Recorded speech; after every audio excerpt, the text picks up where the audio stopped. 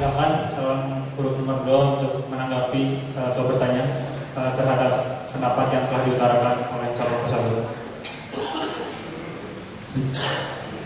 Oke, tadi saudara mengatakan bahwa saudara akan membangun dan mendorong mahasiswa dalam kegiatan-kegiatan antar himpunan. Nah, yang perlu saya tanyakan di sini, bagaimana cara Anda untuk membangun dan mendorong mahasiswa? Jangan sampai justru hasilnya malah berbanding terbalik.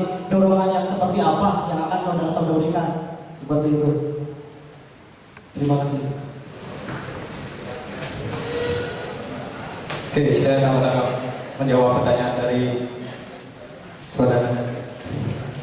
Oke, bagaimana cara kita untuk mendorong himpunan-himpunan ini untuk lebih efektif? Caranya kita balik lagi ke kesadaran dari ormawa, dari himpunan-himpunan itu tersendiri kan.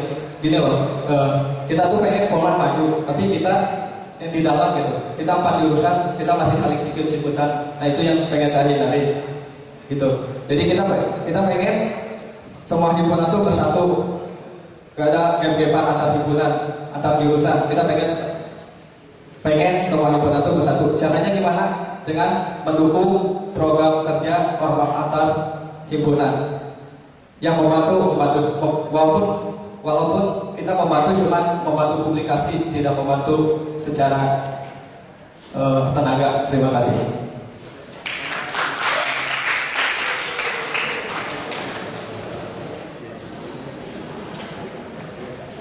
Dan saya di sini akan menanggapi pendapat dari saudara tadi. Saudara tadi berpendapat bahwa menggadang-gadangkan bahwa di misi nomor 2 ada hubungan antara ormawa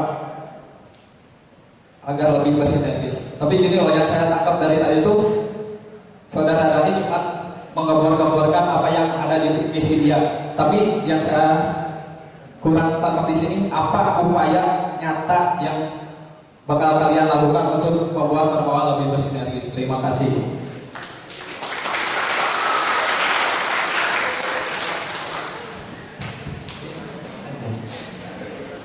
Upaya yang akan kami lakukan terhadap bagaimana supaya suasana sinergi ini diperoleh dan tadi dengan optimalisasi komunikasi antara himpunan ataupun lembaga-lembaga kemahasiswaan. Salah satu bentuknya yaitu saling mendukung terhadap kegiatan-kegiatan yang dilaksanakan oleh himpunan.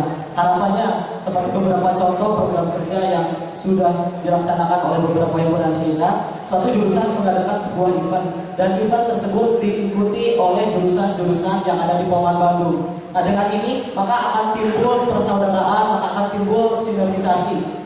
Jadi cara-caranya ya seperti itu, mulai melibatkan langsung mahasiswa jurusan untuk terlibat dalam program kerja yang dilaksanakan oleh suatu himpunan. Terima kasih.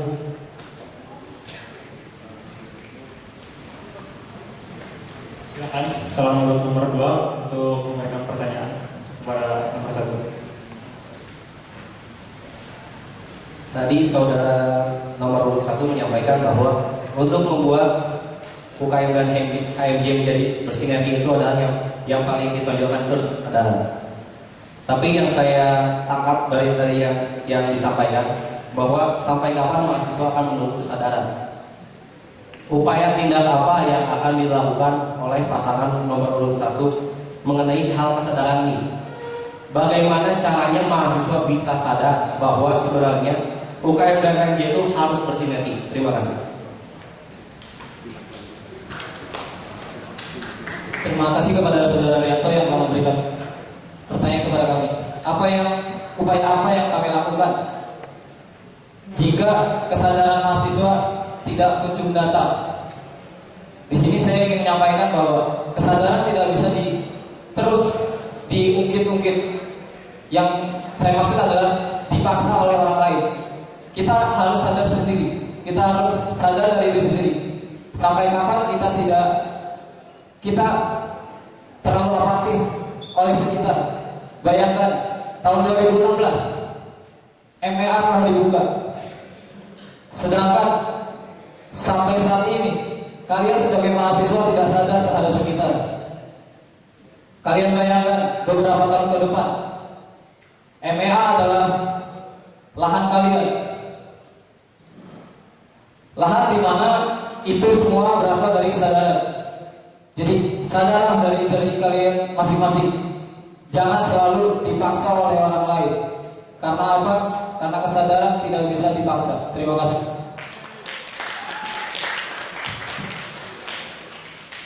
Oke, terus sih. Saya menanggapi apa yang saudara sampaikan terkait dengan kesadaran. Saya garis bawahi di sini tentang kesadaran. Kesadaran itu harus muncul dari diri kita sendiri. Jangan ada pemaksaan. Nah, belakangan kita tahu bahwa kesadaran itu bahkan di Polman itu harus dipaksa. Buktinya apa? Ketika institusi mengadakan sebuah event tersebut akan diadakan kegiatan sosialisasi tentang ini, keterangan diwajibkan. Itu maksudnya apa gitu kan? Ketika mahasiswa tidak memiliki kesadaran. Nah, ini yang pendapat saya menjadi janggal sekali. Institusi mana yang mewajibkan mahasiswa untuk mengikuti sebuah event, dan ini saya rasa harus dirubah. Bahkan pemberitahuannya ada yang H-2, H-1, tidak memperhatikan kepentingan mahasiswa yang besoknya mau keperluan apa, besoknya keperluan apa, sehingga terlilit sama keputusan bahwa diwajibkan untuk mengikuti sebuah event. Nah, di sini saya rasa sudah tidak ada keadilan, kesadaran dan sebagainya. Seperti itu. Terus sih.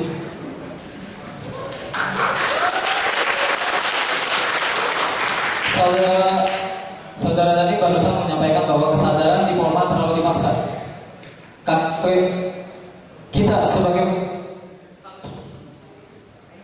Kita sebagai mahasiswa harus melihat apa yang diminta Polman itu baik atau tidak. Saya rasa apa yang diberikan Polman itu semuanya baik. Apa yang diberikan oleh Polman itu untuk meningkatkan salah satunya soft skill dan juga akademik. Dan event-event yang telah dibuat oleh Polman maupun Ormawa maupun BEM maupun DPM itu semua adalah berguna. Tidak mungkin tidak ada gunanya. Terima kasih.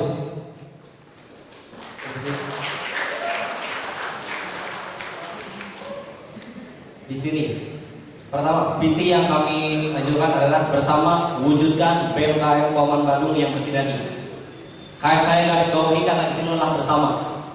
Terkait dengan kesadaran, kesadaran ini bakal tumbuh di antara kita semua tanpa paksaan, benar, tanpa paksaan. Yang harus ditumbuhkan di sini adalah kepedulian di antara sesama rekan. Kenapa? Soalnya gini, di saat kita mengadakan event, atau institusi mengadakan event H-2, H-1, di situ kesadaran dituntut. Tapi bagaimana kesadaran itu tidak dipaksa? Itu adalah dengan kepedulian. Kepedulian di sini dari segi mahasiswa yang lain pasti mengajak. Nah, yang ditekankan di sini adalah ajakan dari mahasiswa yang lain mengenai tentang kesadaran. Supaya kesadaran itu tidak dipaksa, maka kita memerlukan hal-hal yang lain, yaitu adalah yang menjadi utama adalah kepedulian. Kepedulian antar sesama rekan kita, sesama mahasiswa. Di sini, dari segi mahasiswa 1 mengingatkan kepada mahasiswa 2 bahwa sebenarnya acara yang nanti pada saat meskipun H-2, H-1 pemberitahuan, diberitahukan bahwa acara itu sangat berguna bagi kamu, bagi yang tidak termotivasi atas kesadarannya. Otomatis di sini peran penting yang supaya kesadaran tidak dipaksa adalah kesadaran yang kita miliki bersama. Sekian.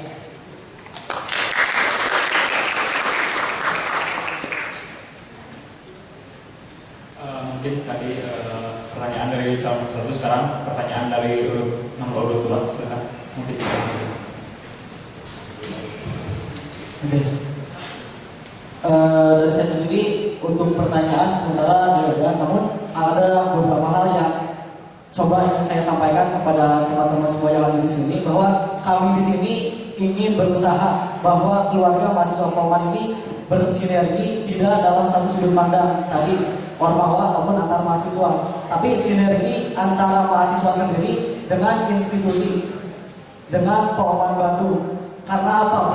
Belakangan permasalahannya ada pada kita. Ambil contoh saja seperti SP, surat peringatan tertulis. Teman-teman mungkin yang hadir di sini pernah mengalami ada peringatan tertulis karena tidak mengikuti kegiatan UKM. Padahal dengan jelas teman-teman merasa menghadiri kegiatan UKM. Nah, saya rasa dengan munculnya kebijakan yang seperti ini, hubungan antara mahasiswa dengan Polwan ini tidak akan sinergis gitu ya. Karena apa? Tadi Polwan dengan seenaknya mengeluarkan surat peringatan tertulis terhadap mahasiswa yang sebenarnya ada. Nah, di sini saya akan coba berubah bahwa hal itu tidak akan terjadi lagi. Karena apa? Saya sempat mendengar beberapa keluhan dari mahasiswa. Ini institusi kenapa mengeluarkan surat peringatan secara tiba-tiba, kemudian memberikan surat peringatan tanpa bukti-bukti yang jelas gitu ya. Si mahasiswa mengikuti kegiatan, tapi beberapa berikutnya dikenakan SP, dan dia bilang hal ini tuh bisa meruntuhkan motivasi dia untuk kuliah di Polman. Nah, yang saya ingin katakan di sini bahwa hal itu tidak akan terjadi lagi, tidak akan ada kekeliruan dalam penerbitan surat peringatan. Nah, di sini mahasiswa harus ada upaya untuk merubah itu. Saya janggal sekali ketika banyak sekali SP 1, 2, 3, tapi mahasiswa tidak muncul kesadaran untuk memperbaiki hal itu. Nah, di saya nanti kita akan usahakan hal itu tidak akan terjadi lagi. Sehingga dengan demikian, insya Allah sinergisasi antara mahasiswa dan institusi bakal dapat. Di samping kepentingan kita, sinergi antara mahasiswa, Ormawa, UKM, HMJ, tapi sinergi antara mahasiswa dan juga institusi. Terima kasih. Opsi just oke. Oke, tadi cek. Oke, saudara tadi di sini menyinggung tentang surat peringatan atau SP.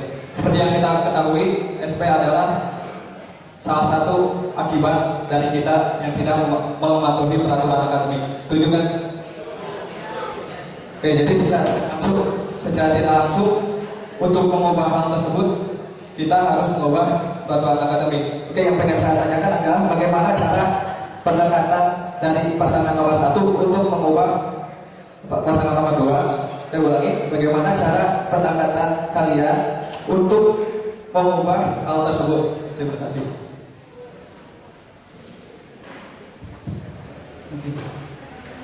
Ketika sudah terjadi hal itu, maka yang harus kita lakukan adalah meng-SP balik surat-surat peringatan balik terhadap institusi. Karena apa? Institusi tidak bisa seenaknya. Ketika institusi mengeluarkan SP tanpa kejelasan, maka kita pun bisa memberikan SP. Kenapa ibu ataupun bapak selaku institusi bisa seenaknya melakukan hal tersebut? Karena apa? Saya yakin di sini 80% SP yang dikeluarkan oleh institusi terkait ketidakhadiran UKM dapat gugur karena kebenaran si mahasiswa mengikuti UKM. Berarti kita ketahui di sini adalah adanya miskomunikasi antara baik itu pembimbing kemudian pegawai yang berhubungan langsung dengan SP ini. Nah, saya akan kasih peringatan terhadap orang-orang yang bekerja di ranah ini. Sekian, terima kasih.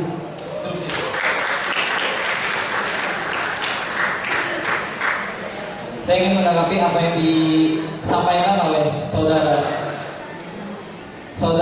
tadi, bahwa SP yang telah diberikan kepada mahasiswa pada saat mahasiswa tersebut tidak menghadiri UKM dan SP tersebut hangus karena kebenaran sebenarnya si mahasiswa menghadiri UKM.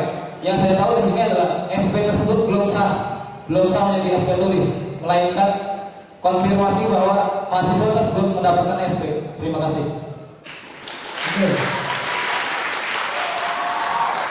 Oke, terima kasih. Saudara barusan menegaskan bahwa SP tersebut belum sah ataupun belum resmi. Saya gak peduli itu mau sah ataupun enggak. Bagaimana dampak ketika mahasiswa sudah diberikan SP, baik itu sah ataupun tidak. Nah, yang saya tangkap curhatan mahasiswa kepada saya waktu itu, ini apa maksudnya institusi dengan adanya meskipun SP sementara itu menjatuhkan mental mereka untuk kuliah. Yang tadinya mereka tuh sungguh-sungguh kuliah, pengen apa gitu kan. Dengan adanya SP ini itu mereka tuh down.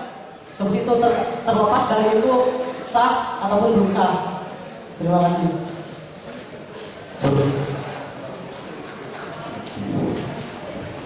Oke, kalau saya akan menanggapi pendapat dari saudara ini. Menurut saya, kalau pun itu SP tidak sah, ya harusnya mahasiswa ngerti lah bahwa surat itu bukan surat SP sah. Itu adalah surat untuk konfirmasi yang sebenarnya bagaimana. Kalau emang dia tidak hadir, ya SP itu sah. Tapi kalau kalau dia dapat menyangkal SP itu dan SP itu dicabut kan SP gak jadi didapatkan oleh mahasiswa tersebut kan. Mohon maaf, waktu tinggal 3 menit lagi. Hanya untuk mengingatkan. Untuk audiens diharapkan tenang. Untuk yang baru datang diharapkan menempati kursinya. Siapkan pertanyaannya.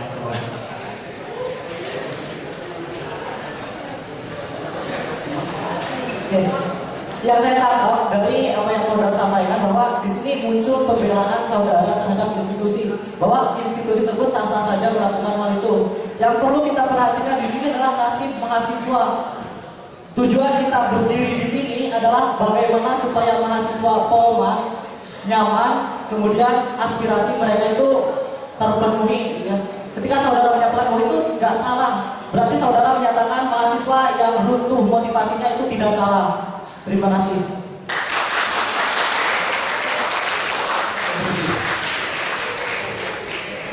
Ingin menyanggah apa yang disampaikan oleh saudara tadi.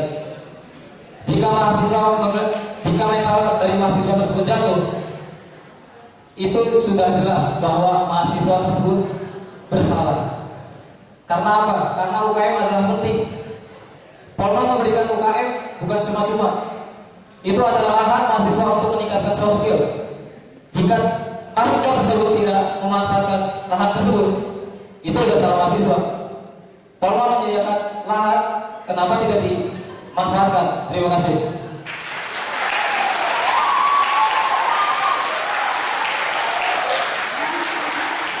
Terkait dengan SP yang tadi dijelaskan, bahwa ini adalah hak dan kewajiban mahasiswa.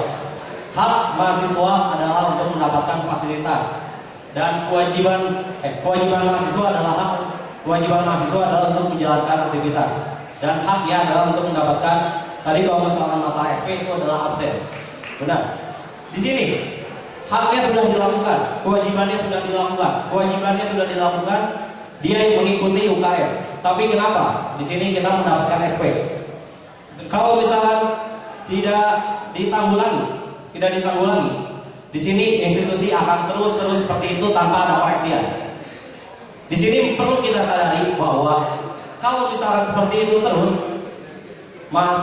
institusi akan seenak-enaknya. Pertama, tanpa ada teguran bahwa mahasiswa itu hanya diam. Otomatis di sini mahasiswa harus inisiatif untuk bahwa itu adalah salah dan kita harus hak kita dituntut di sini dan kita harus protes ke institusi tersebut. Sekian. Interupsi.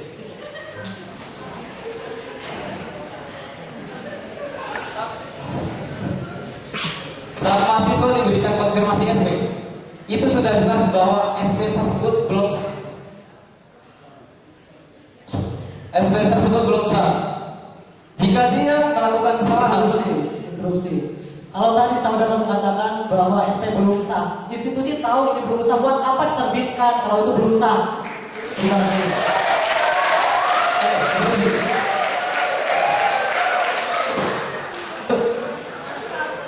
kita sebagai mahasiswa harus kritis. Jika kita salah, Nah, interupsi. Ini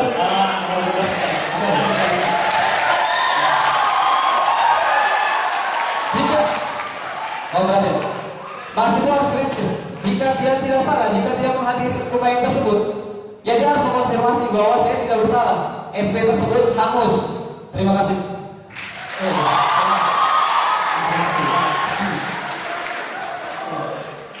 saya baru mendengar perkataan saudara bahwa mahasiswa itu harus kritis di akhir-akhir season ini. Saudara tidak mengatakan mahasiswa harus kritis di season berikutnya.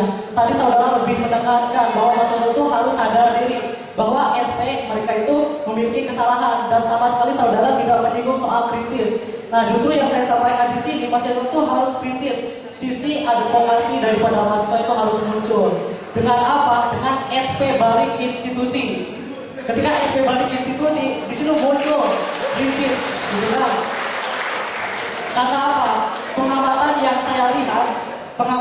saya lihat di buku institusi Polman Bandung ini, saya datang ke BAA menanyakan klarifikasi SP yang sudah diterbitkan. Bu, ini masalahnya kenapa? Saya menghadiri UKM, jamnya sekian, buktinya ini. apa tanggapan dari orang-orang yang berwenang ini. Mereka hanya bilang, oh maaf deh, bapak ini belum konfirmasi ke saya. Itu siapa yang salah? Nah, mahasiswa di sini harus bertindak, tidak boleh membiarkan hal itu berlarut-larut sehingga muncul SP gabungan yang lainnya. Terima kasih.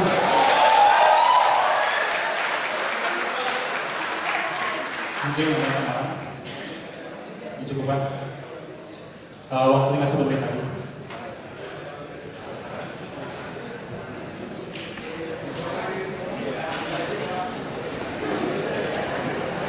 Oke, pertanyaan. Upaya apa ya jika Anda terpilih? Anda adalah sebagai jembatan antara mahasiswa kepada institusi, betul kan? Jembatan antara mahasiswa kepada institusi.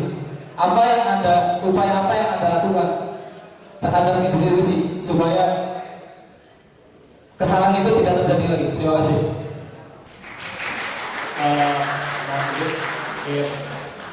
Jawaban akhir dari sisi. Oke. Upaya apa yang akan kita munculkan di sini? Tadi sudah sangat dijelaskan bagaimana bentuknya di visi misi. Visi misi kita optimalisasi komunikasi. Dengan kita berkomunikasi, kita akan lebih dekat dengan mahasiswa. Mahasiswa mengatakan tentang ini keluhan mereka terhadap institusi, maka akan kita sampaikan. Nah, sehingga mahasiswa ataupun keluhan mahasiswa itu dapat didengar. Nah, salah satu tujuan BEM di sini itu bukan mengadakan kegiatan yang bahkan mewajibkan mahasiswanya untuk ikut, tidak sama sekali seperti itu. Tapi mahasiswa BEM di sini mendengarkan keluhan daripada mahasiswa, mendengarkan secara baik apa masalahnya, dampaknya seperti apa, lalu kita sampaikan langsung kepada institusi, sehingga timbal baliknya tadi ke solusi yang akan diberikan oleh institusi terhadap permasalahan yang terkait terhadap mahasiswa. Sekian saja, terima kasih banyak.